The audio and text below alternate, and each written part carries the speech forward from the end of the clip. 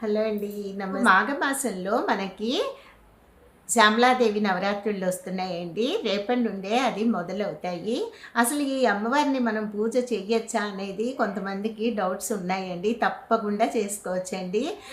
దశమహావిద్యల్లో ఈవిడ ఒకటని మనం భయపడవసరం లేదండి. ఈవిడ్ని ప్రధానమంత్రిగా నియమించుకుంది లలిత అమ్మవారు. ఈ 9 రోజులు కూడా మంచి చక్కటి అవకాశం అండి మనకి. ఈ తల్లి అనుగ్రహం మనకి ఉండాలి అంటే తప్పకుండా ఈ 9 రోజులు చేయాల్సిందేనండి పూజ. భయపడాల్సిందా ఏం పని లేదు. సందేహం అసలు వద్దండి. అమ్మని ఆరాధించటంలో సందేహం ఎందుకండి? తప్పకుండా చేసుకోండి. 2 పూట్ల నిష్టగా ఉండండి. నాన్ వెజ్ తినొద్దు.